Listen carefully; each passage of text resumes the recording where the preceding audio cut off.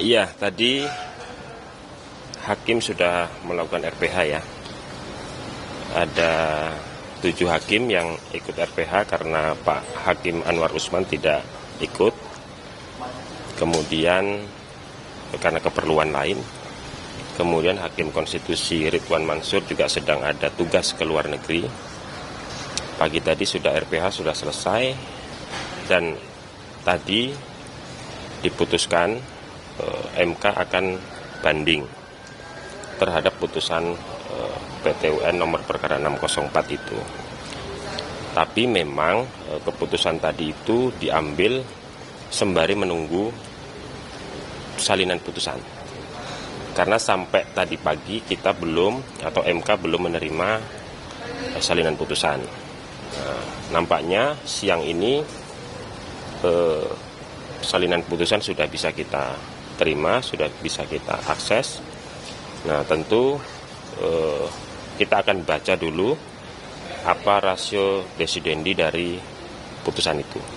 Tapi sementara ini Mahkamah Konstitusi menyatakan sikap untuk banding. Alasan mengajukan bandingnya? Ya, nanti itu akan dituangkan dalam memori banding lah ya. Tapi yang pasti karena tentu putusan itu tidak sesuai dengan yang diharapkan dan ada ruang-ruang untuk atau mekanisme untuk men-challenge putusan itu, dan itu adalah mekanisme banding itu. Tapi sembari tadi itu kita akan pelajari dulu secara cermat rasio desidendi dari amar putusan yang kita terima kemarin sore itu, karena memang baru kita terima salinan putusan utuhnya yang tebalnya itu 341 halaman gitu kan. Nah, itu yang penting untuk kita cermati dulu mana-mana yang kemudian akan kita banding atau ya seperti apa nanti tergantung dari hasil pencermatan kita terhadap rasio desidendi putusan itu. Mas, amar putusan ini dinilai ajaib nggak sih sama MK? Karena kan ada satu poin yang bilang kalau pengangkatan Pak Soeharto itu tidak sah, terus mau mengembalikan nama baik Anwar Usman, tapi tidak mau mengembalikan jabatan Ketua MK terhadap Anwar Usman. Jadi ada kayak perbedaan putusan gitu dalam poin-poinnya. Ya, kita belum sampai ke situ, kita belum bisa menilai ini ajaib atau tidak gitu ya. Karena memang yang kita terima sampai kemarin sore itu kan baru amar putusannya. Kita tim kuasa hukum internal itu kan sudah sudah mengikuti jadwal pembacaan putusan di e-court itu kan dari jam 10. Kita tunggu sampai siang, sampai sore akhirnya muncul gitu. Baru amar putusannya. Teman-teman juga saya kira sudah menerima itu. Jadi kenapa kemudian banding? Ya karena dasarnya dari amar putusan itu. Sementara amar itu kita belum tahu nih apa rasio desidendinya. Jadi kita belum bisa menilai juga sebetulnya kenapa bisa begitu tadi itu, kenapa dipulihkan, kenapa tidak dikembalikan sebagai ketua MK, kan gitu-gitu itu kan harus dibaca dulu rasio desidendinya. Jadi kita tidak bisa menilai. 7. Itu ada perbedaan pendapat atau semuanya setuju untuk melakukan banding? Sepengetahuan saya semuanya sepakat. Tidak ada yang tidak sepakat. Mas, kenapa tidak menerima saja putusannya terus mencabut SK? Ya kesepakatannya begitu. Nah, AU kenapa nggak ikutan RPH? ada keperluan lain katanya begitu. Oh gitu. Mas, untuk pengajuan bandingnya kapan bisa? Kan kita punya waktu, kalau PT UN itu kan mekanismenya kita diberi waktu 14 hari sejak menerima salinan putusan kan.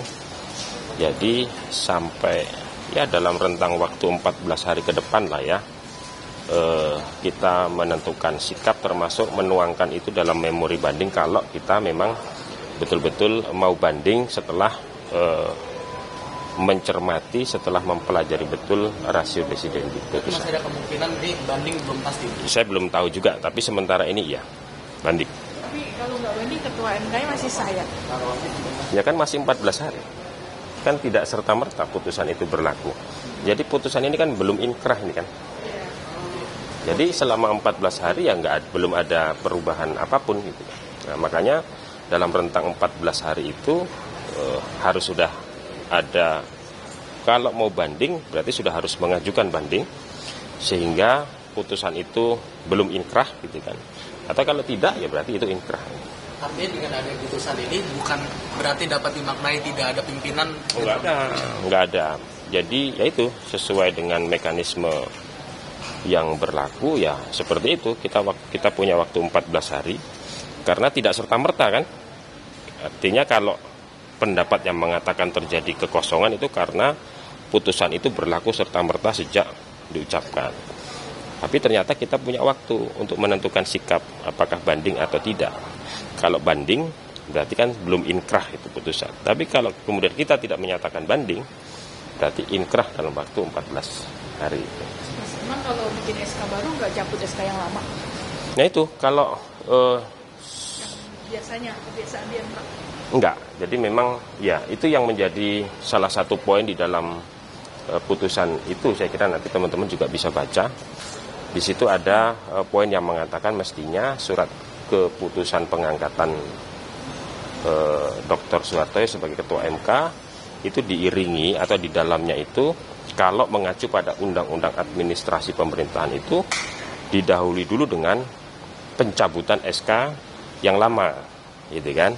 Nah itu yang kemudian tidak ditemukan di SK nomor 17 itu. Nah itu termasuk salah satu yang sedang kita kaji. Mas, kalau hubungan antar hakim sendiri seperti apa sih? Ini kan dalam tanda kutip seperti kayak ada konflik gitu. Iya, betul. Dinamik suasana kebatinannya. Iya, Hanya beliau-beliau yang tahu kalau suasana kebatinan. Tapi nyatanya kan semua proses penanganan perkara berjalan semua ya. Putusan, sidang, semuanya kan berjalan semua. RPH juga pengambilan keputusan berjalan semua. Kalaupun ada ya situasi kebatinan tertentu, itu mudah-mudahan tidak mengganggu tidak ada pengucilan terhadap siapa. kewenangan MK, melaksanakan kewenangan MK. Pengucilan terhadap siapa yang bikin masalah. Saya kira nggak ada. Mas, Ya. PHPU itu ada permohonan baru yang masuk nggak? Saya dengar begitu ada permohonan baru dari Bangka Belitung ya, melalui Simple. Itu parpol. Saya belum cek ya, tapi ada. Oke ya, makasih ya.